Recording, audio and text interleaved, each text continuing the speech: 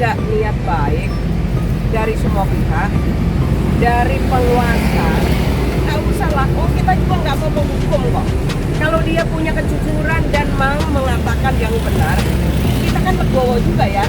Legowo nggak kalau itu datang kasih jasa persoalan itu mau asli mau palsu itu bukan di ranah kita, ranah kepolisian, hukum lah yang nanti akan menentukan ini loh asli atau palsu atau aspal lah kan gitu. Sebenarnya itu aja sih, nggak sulit-sulit amat, nggak sulit-sulit amat diharapkan oleh rakyat. Sebenarnya kenapa sih mak-mak ini dianggap gaduh kan gitu, makanya larinya kemana-mana gitu. Harapan saya kepada pihak penegak hukum, kemarin kan ulang tahun yang ke-79 ya, Bayangkara lah yang saya sebutnya kan Bayangkara ke-79. Ini harusnya lebih proaktif, apalagi udah umur 79 itu udah dewasa, udah tua, harusnya marilah lebih dewasa cara mengungkap persoalan.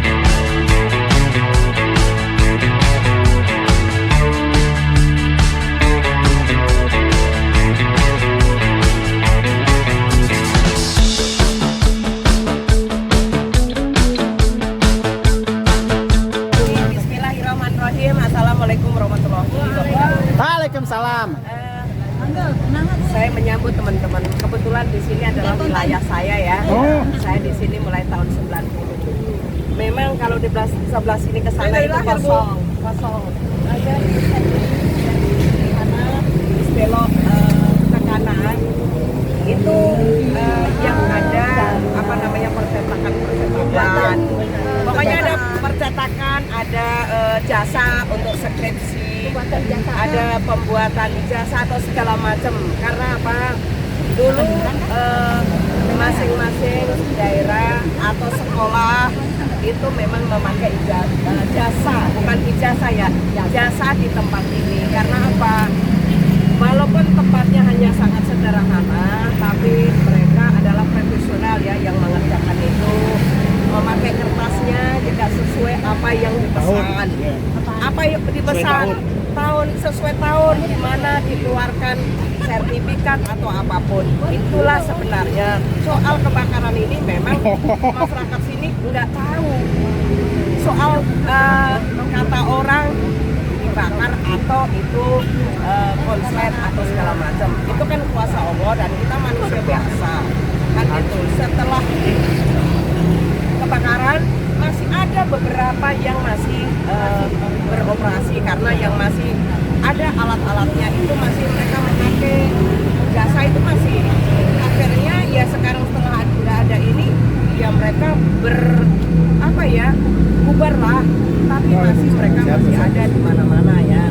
Soal penyewaan di mana saya memang nggak bisa menyebutkan di mana, apakah di pasar ini pasar bukan pasar pramukanya sebenarnya. Ini adalah pramuka, ini adalah masuk Paseban.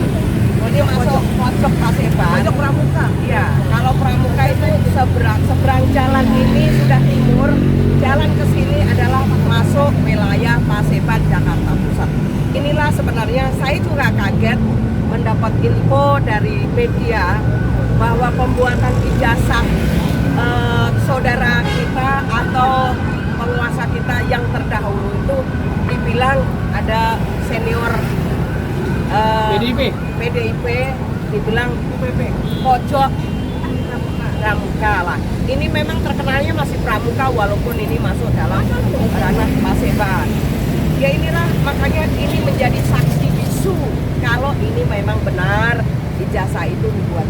Sebenarnya sih nggak terlalu sulit sekali ya kalau semua pihak mau duduk bareng soal itu salah atau benar.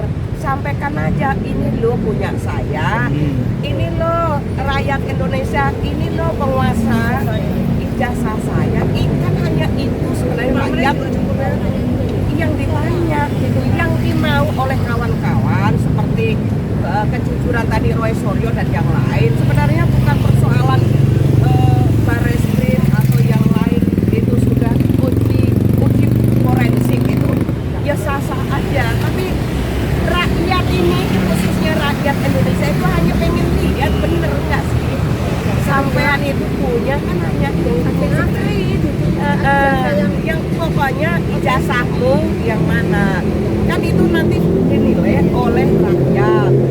Saya nggak bisa itu mau asli mau palsu, tunjukkan kepemilikan ijazah itu yang dikeluarkan oleh yang dibilang UGM, ITB, UI. Kan jadi kok terkenal yang di pojok pramuka ya. Masa UGM sama ITB itu di pojok sini kan nggak mungkin. Inilah yang menjadi bumerang bagi. Tapi dengar-dengar Ya, di sini juga ada dosennya. Ada dosennya. oh gitu. Iya, jadi Jadi pojok ini ada dosen. Betul. Jadi Ada yang mengakui menjadi dosennya. betul. Jadi ya kita kalau menganggap ini adalah universitas pojok pramuka nggak salah. Oh ya. Karena di dosennya. Sah saja bahwa kemarin saya dapat di tayangan di YouTube, di TV bahwa dia apa namanya KKN ya, kalau dulu masih KKN lah, itu kuliah kerja anak tadi di lapangan ya. Itu di daerah Toyan, saya tahu memang ada daerah Toyan itu Wonosegoro itu ada. Ya soal itu sih sebenarnya nggak usah lari kemana-mana. Ini harusnya sih mudah ya. Ya ibu ini mudah. Oh ini loh ijazah saya, taruh di meja saling dilihat. Enggak, itu sih sebenarnya nggak perlu pakai sulit-sulit. Sebenarnya tidak ada niat aja. Ada nggak niat baik dari semua pihak, dari penguasa? Nggak usah lah. Oh kita juga nggak mau menghukum kok. Kalau dia punya kejujuran dan mau mengatakan yang benar, kita kan legowo juga ya. Legowo nggak kalau itu datang kasih ijazah, persoalan itu mau asli mau palsu itu bukan di ranah kita, ranah kepolisian, hukumlah yang nanti akan menentukan ini loh asli atau palsu atau aspal lah kan gitu. Sebenarnya itu aja sih nggak sulit-sulit amat. Nggak sulit-sulit amat diharapkan oleh rakyat. Sebenarnya kenapa sih mak-mak ini dianggap gaduh kan gitu? Makanya larinya kemana-mana gitu. Harapan saya kepada pihak penegak hukum, kemarin kan ulang tahun yang ke-79 ya Bayangkara lah gitu, saya sebutnya kan Bayangkara ke-79. Ini harusnya lebih proaktif, apalagi udah umur 79 itu udah dewasa, udah tua, harusnya marilah lebih dewasa cara mengungkap persoalan. Jangan ini juga mereka membuat kegaduhan. Penegak hukum itu harus tegas. Siapapun yang melanggar, tebang pilih. iya, jangan tebang pilih dan betul-betul tegakkan hukum ini. Dia bilang katanya presisi. Polri presisi, mana presisi?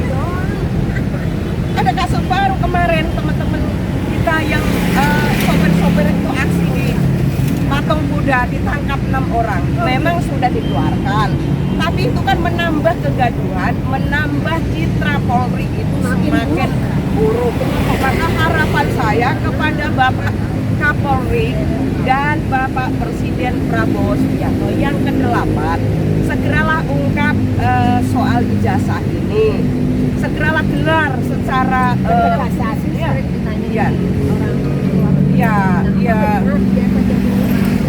ya saya kalau ditanya saya nggak tahu soal itu karena belum pernah melihat. Ya berarti ini kan tradisi nasional aja. Iya.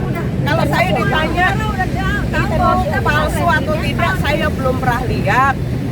Fotokopinya seliweran ya, hanya nggak lihat di mata kan cuma segan gitu. Apa dia benar fotokopinya enggak? Kita sebagai rakyat yang punya presiden nggak punya ijazah kok mau?